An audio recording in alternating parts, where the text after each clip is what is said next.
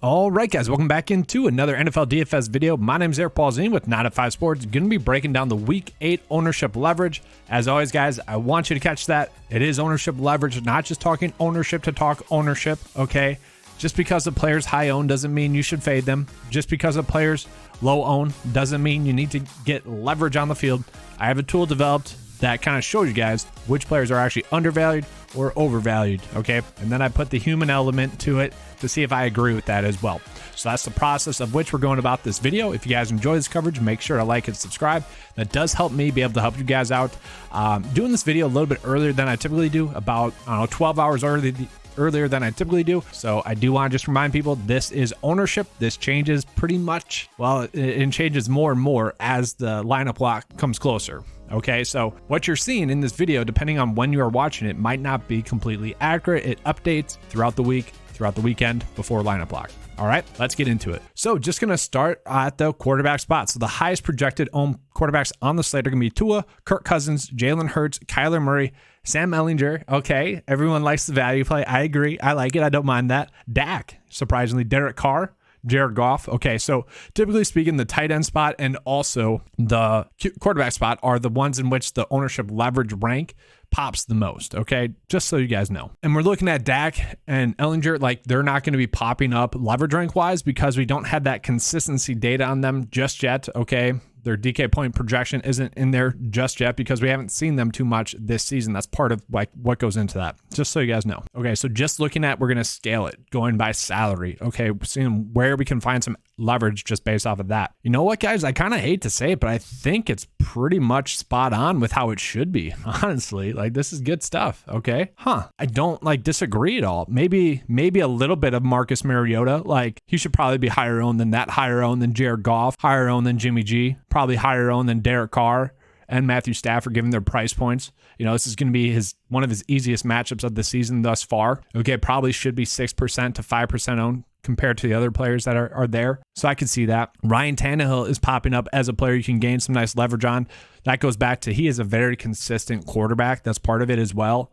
Like his likelihood to hit his value price point wise is pretty high. So that's why he's ranking out really well there. But the one that I like the most is Davis Mills. You guys probably already know this. Probably his best matchup of the season thus far. You look at what he did last week, maybe his second best to best matchup of the season thus far, was able to go for 20 DK points. Now, are we expecting that? No. But can he get to 18 DK points? Can he get to 17 DK points at a cheap price point? Yes. And that is the route I like going as well. Okay, he makes the most sense price point wise, other than Sam Ehlinger, which I would agree. Honestly, 8%, he should be that high owned. All right, running back wise is going to be a little bit easier to figure out. Okay, just showing you guys who are the highest projected running backs on the slate. And Josh Jacobs, that's kind of interesting. You know, he was able to take advantage of some easier matchups, that's for sure.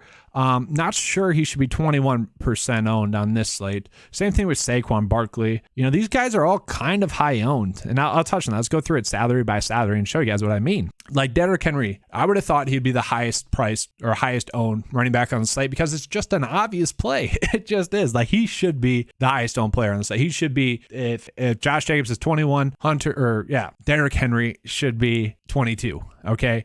Best matchup on the slate, getting a ton of volume, over 25 opportunities per game, been producing, could go for 30 DK points, most likely going to go for 20 DK points. Very safe play, should be a very safe play. Should be the safest running back play on the slate. Like to me, he should be the highest owned player on the slate. And to me, that's where you gain some leverage. And we can see we have a ton of quality of running back plays. So they're all a little bit undervalued actually, which is kind of crazy because the ownership is getting spread out for the most part. Like Josh Jacobs, even though he is 21% projected owned, he is kind of properly owned. Okay. I don't particularly love him at 21%. I would probably, I don't want to say fade him because he has been good. He has been pretty stellar, but I would much rather pay it for Derrick Henry. That's kind of my thing there. From there, we can see Alvin Kamara not really popping up there just yet. Got to make sure got to put him in there as active. That's all that is. Miles Sanders, Kenneth Walker, probably properly owned. Honestly, you're just kind of doing a dart throw with both of them, hoping Miles Sanders scores a touchdown. Kenneth Walker, hopefully he continues what he's been doing. Stevenson, very interesting there. I thought Damian Harris would have more of a workload than he had in the previous game. That did not happen. And you got to imagine that Stevenson is going to keep up his target share. So if the snap counts stay the same, in New England, then yeah, he probably should be that high owned. But then you could gain some leverage on the field by just going Dameon Pierce instead of Rhamondre Stevenson. Basically the same play, except Stevenson 5% less owned. That would be a big leverage spot.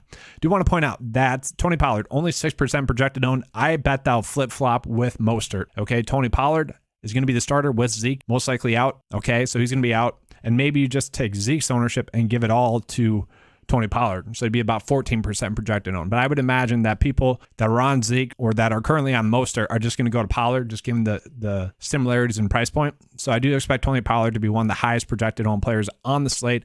I would say, honestly, he's going to probably be properly owned on this slate. He probably should be 15% projected owned. So for me, I would say the two highest owned players should be Henry, Pollard, and then it'll probably be Josh Jacobs. Maybe Saquon as well. Like those should be the four highest owned running backs on the slate. And I'm not really arguing against it. I will say Raheem Mostert, though, in a great matchup, should be a solid play. So if we do see that ownership shift, we could actually see Mostert be a play that you are looking at leverage-wise if that shifts. Let's say it shifts down to like 8%, then I bet this number would pop a little bit more. You guys know my thoughts on Tyler Algier by now. I would hope.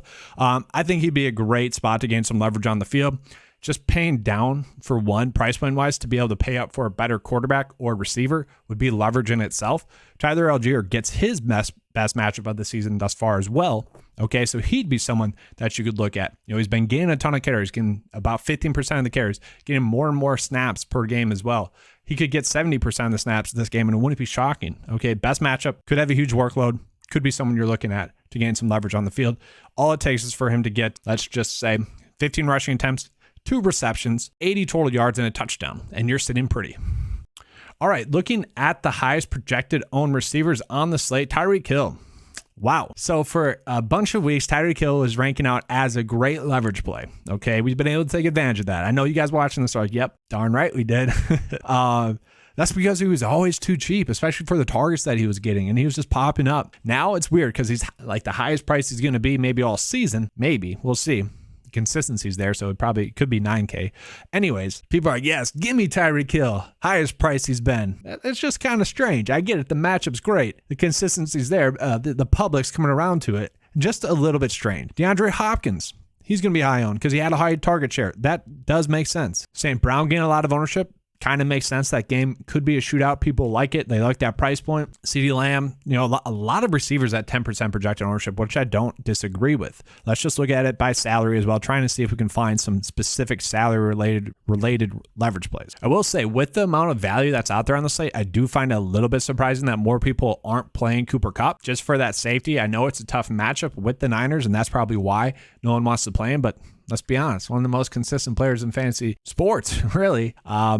You could play him. I'm not saying you should. Data likes him. Okay, one of the highest, he might be the highest leverage ranked receiver play on the slate. He is. Highest ranked receiver leverage play on the slate. And then everyone's fading Allen Robinson. That makes sense. But Terrence Marshall, another leverage rank play you can make. Just looking at this. Brandon Cooks, another play that I like. Justin Jefferson, Adam Thielen. So you could potentially do a really nice low-owned stack and gain some huge leverage on the field by going Kirk Cousins, Justin Jefferson, and Adam Thielen. Not a terrible route in which you can go. Obviously, I'll cover that in my stacking video that I'll come out with on Saturday. Typically, I come out with the stack video first and then the ownership video. I'm flip-flopping it now, okay?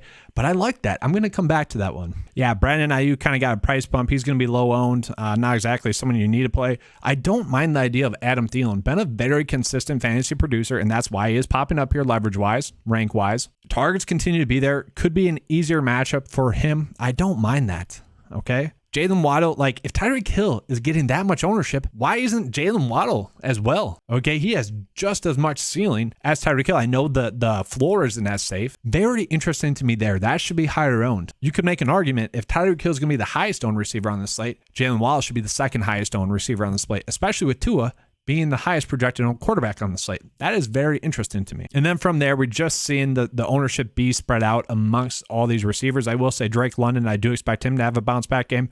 I don't mind him as a play. Jarvis Landry, if active, could be a nice leverage spot as well. Yeah, Terrence Marshall, he's the value play that's popping up, going to be under owned. He could be someone that does go off. I don't love him, okay? You could play him though. Now let's just look at tight end wise. Tight ends are always pretty much properly owned or under owned because that's just the nature of tight end position. Dallas Goedert kind of under owned. That's interesting to me. 4% projected ownership for Dallas Goedert. Fourth highest price tight end on the slate. Could gain some leverage on the field. It is a more difficult matchup, I guess, but you could play him. TJ Hawkinson, same thing, a game that you want to be targeting, under owned at 4%. Those are two players you could definitely get on more. I don't mind that. Why do people love Kyle Pitts? I just don't get it. It's so strange.